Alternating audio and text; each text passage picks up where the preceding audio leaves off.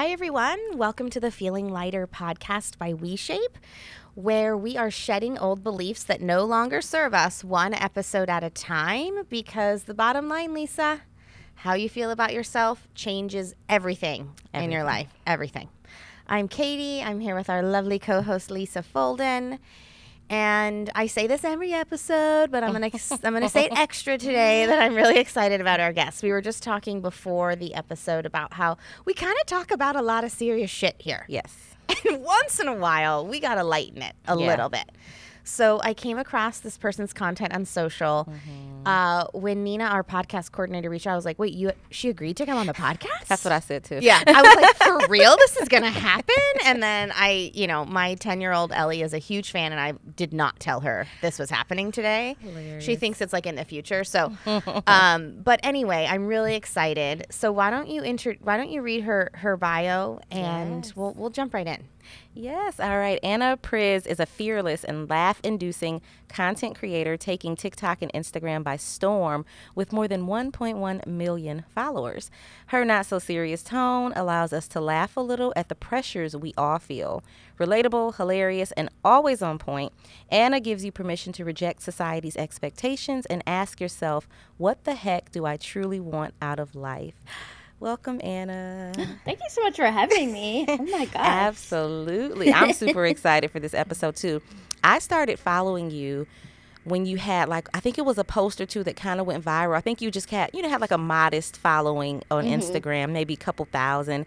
And I literally watched you within the week, build. And it was so cool to see because your content is so freaking relatable and so it just makes so much sense. And I just like that you don't seem like you're hiding, the things, hence your background, which we love. So can you tell us a little bit about how this even started? What happened? Was it random? Were you planning? What were you doing that got you to this work and put yourself to put yourself out on social media like that? Yeah, it's actually, first of all, thank you for having me.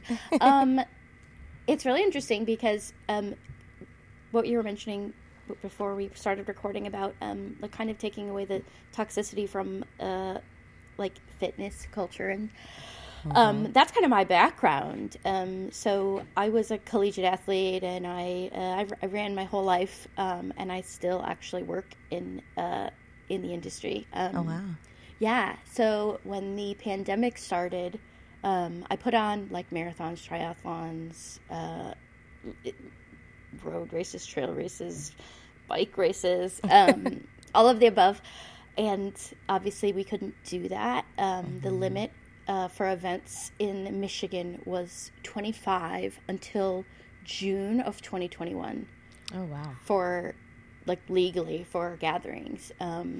So I essentially in a week lost my job, my identity, my everything I kind of knew, and it was the first time ever. I call myself a recovering workaholic.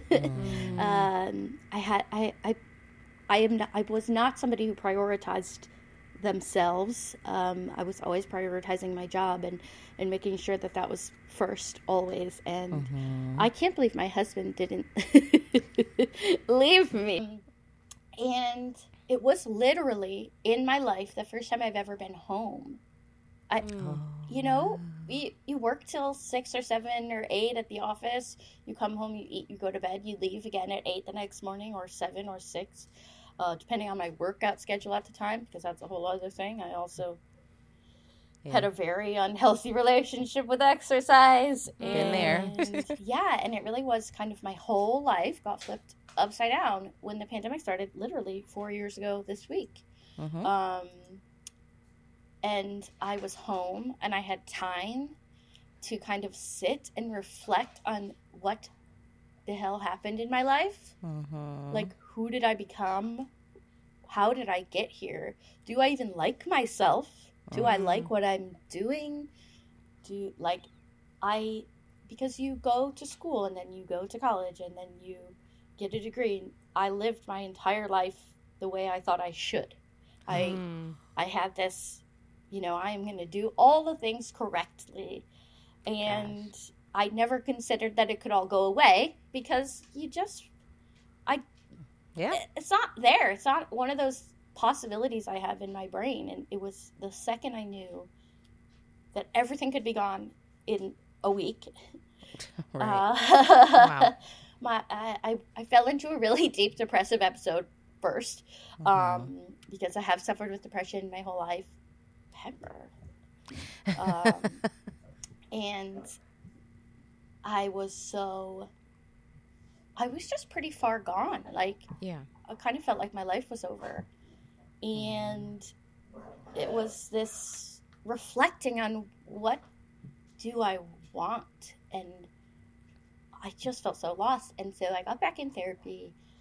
And I was talking about just everything going on. Like, this is so much. And for me, like, I own the company that I still work for. So not only that, but I had, my entire staff's lives in my hands. There was just so much pressure, and there was no work. And I just kind of started talking online. Really, it was they were all such new experiences, right? So it was like the first holiday at home without the family.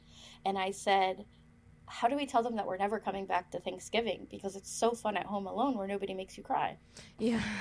And and it was each one of those little new experiences in this new life where I didn't have the things I knew and the things I had planned to be. And then when things started taking off, it was more so when we went back to work. And I said, this is unsustainable. Because I had experienced being home and baking and talking to my friends for hours. Things I have never done. I've never taken more than 3 or 4 days off in a row in my life. So this was like, oh my God. I went back to work and I said, we cannot do this. Like, we cannot keep it up like this. And the first post that ever went viral was just me in the robe saying, I don't want to do things. I don't want to do things. And it's kind of just been this honesty journey of me experiencing these feelings and saying them out loud. Like, oh my gosh, I do not want to do this. I do not want to be this busy person. I do not want to be this exhausted person. I do not want to be at the office till 8. I don't want to be at the office at all. I want to be home with my dogs and my husband and play outside and sit in the yard. And, it was just like, oh, I don't want that anymore. And here we are. Here we are. I mean, I think it takes a tremendous amount of courage and bravery, because when something is so relatable, that means that, everyone is feeling what you're feeling, but we just are scared to say it because, and I do think the pandemic had a lot of hard things that came with it, but then there was also some good things, which is like, am I going to take this leap into this life that I actually want versus one that's like a pause to say, am I doing me? And I think that is like one of the biggest things that I hope for when people come into WeShape.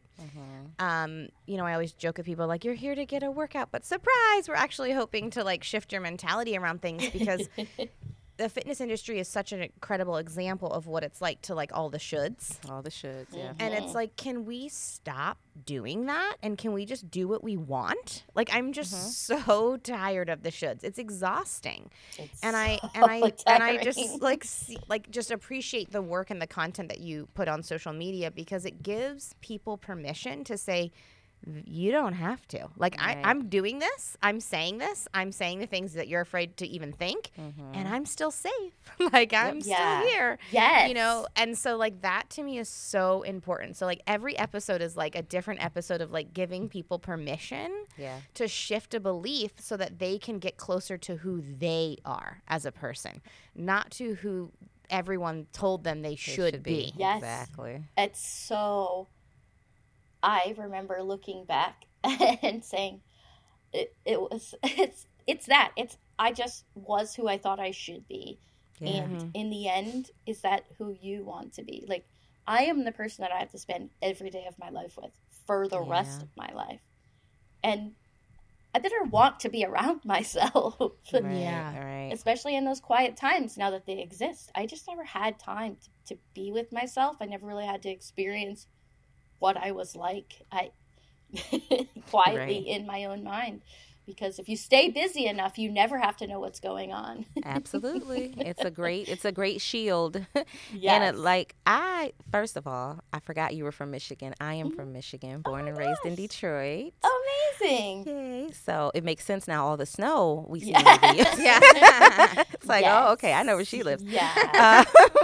But I totally resonate with this idea that like I was being who I thought I should be. I did all the things right. And I'm not going to get into my story today, but I understand what happens when you get to the point where it all crashes down and you're like, but I did everything right.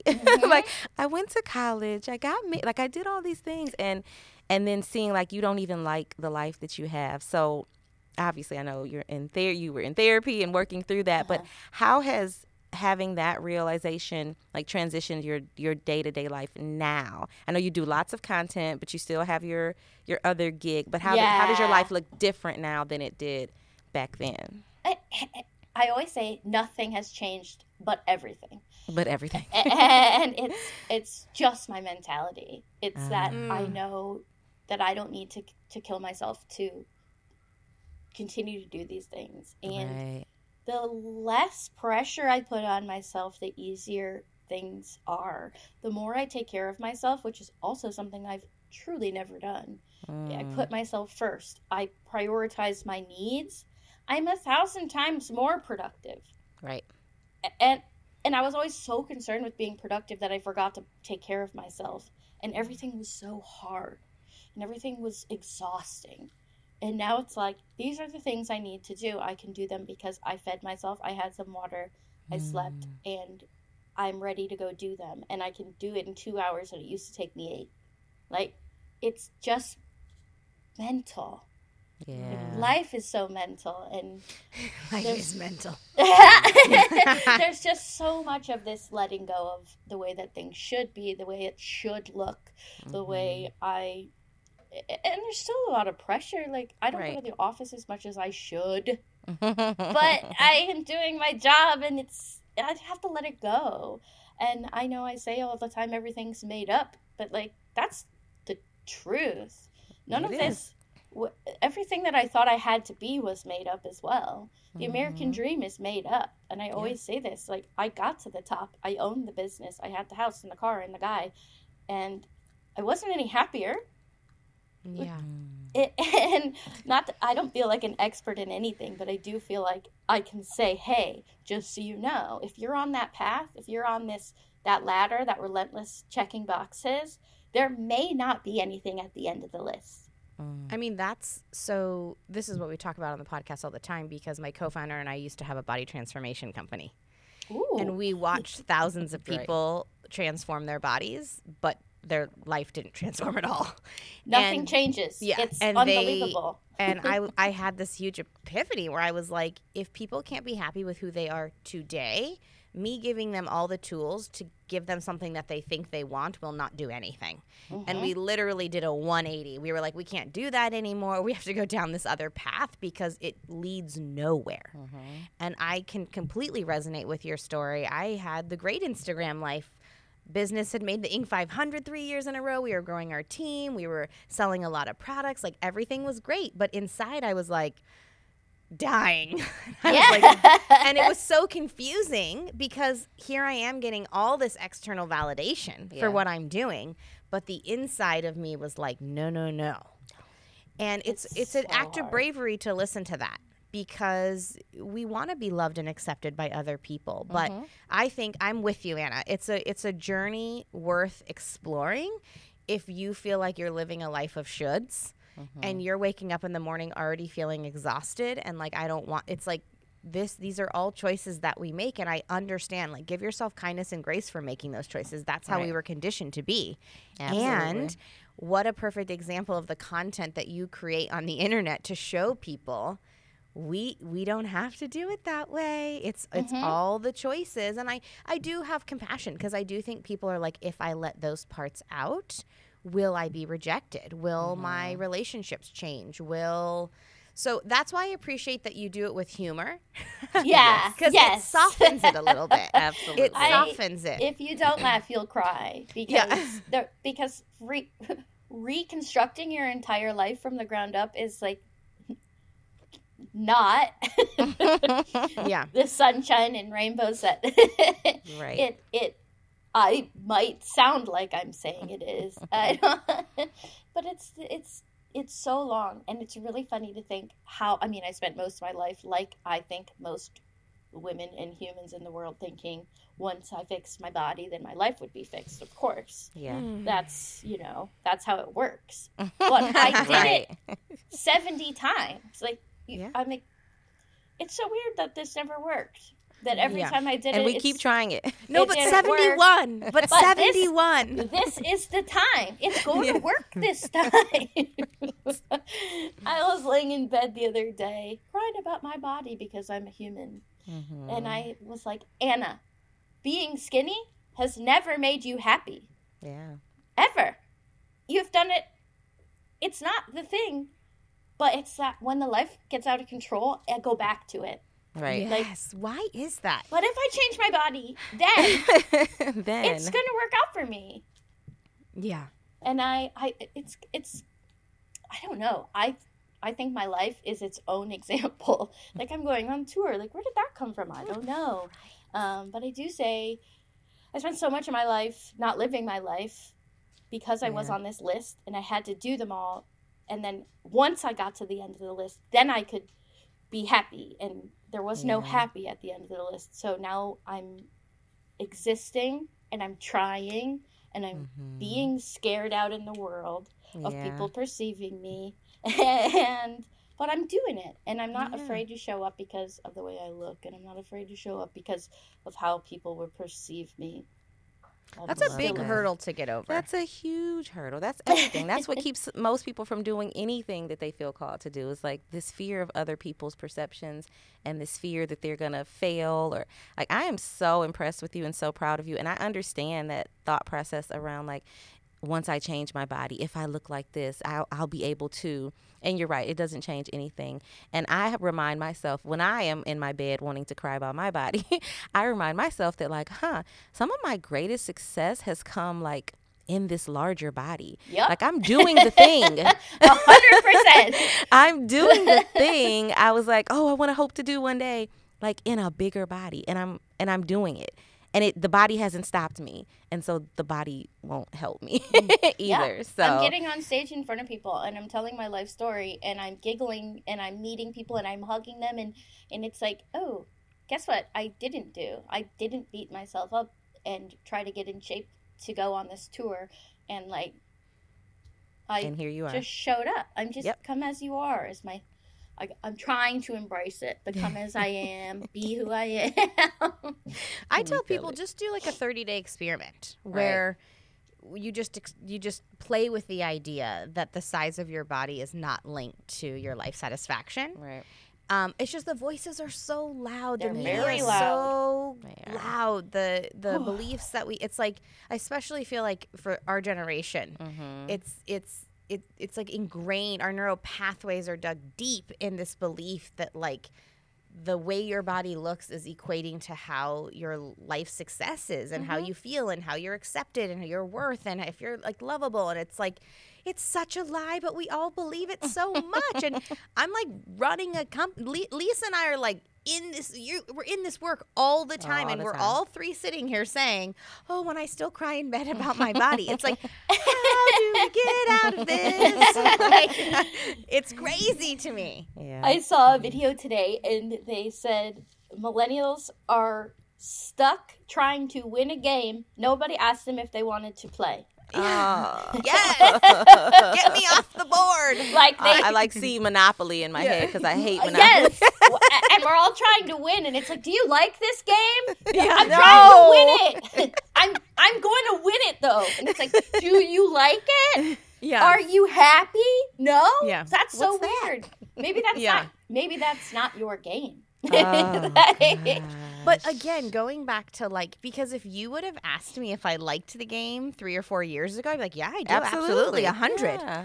And it's Oh, like, yeah. that's the mind fuck right there. Is like, I actually thought I liked it. Yeah, because you buy in. At some Yeah. point, you buy in. Well, because all the validation. Yeah, So this absolutely. is like my whole mission with WeShape is like, how do I get people to connect with that voice inside? And I've Inside. used this analogy before that I really think that we're born with 2 dials, like the internal dial of self, knowing, and the external dial of culture, society, parents, friends, whatever.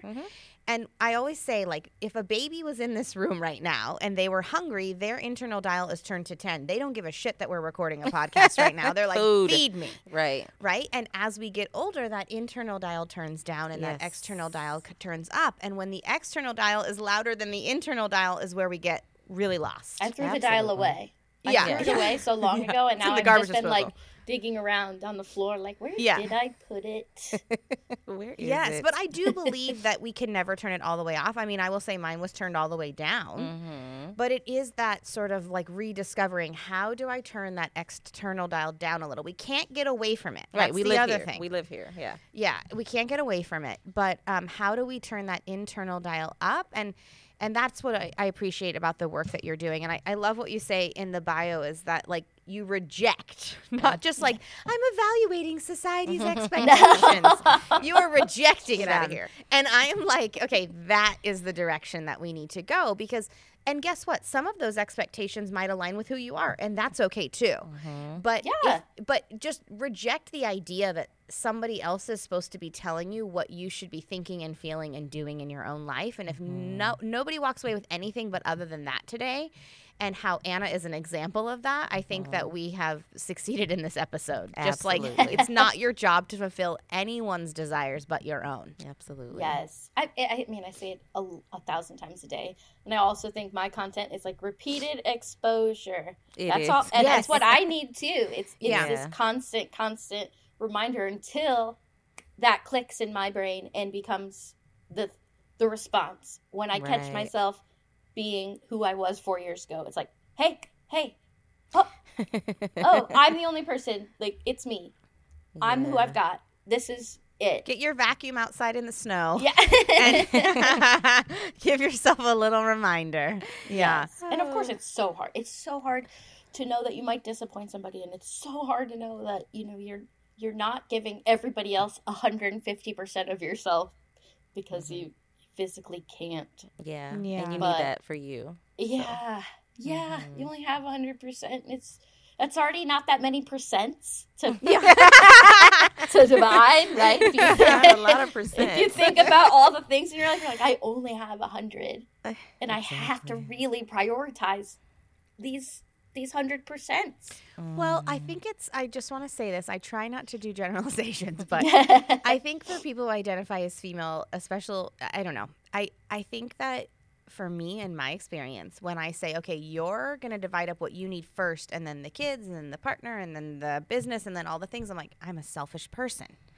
It's like, that's the other Right. thing that we get to fight with, is that not only have we been told how we should be, Yeah. but we've also been told if we respectfully decline that and or reject it, we're actually a selfish person. So Right. now we're actually not even a good person anymore. And so I'm like, no wonder why this shit is hard to break. No wonder why these Too cycles many are difficult. expectations, especially on women. And, I'm of the thought process that selfish is really good now. Like, I think selfish just needs a new PR Gotta reclaim it. person. Not a bad word. It's not bad. It's actually really good. And you can't really help other people if you're not, like, putting yourself first. So, and then saying it is one thing, and then, like, living it is Yeah. a whole separate thing. But Totally. There's a But big yeah. difference between believing, knowing, and doing. Mm-hmm. I believe a lot of things to be true. I believe, that I have worth and I'm valuable and I'm all these things, but then knowing it to be true, it gets lost somewhere in there. It's like there's a Understood. huge list of stuff I know.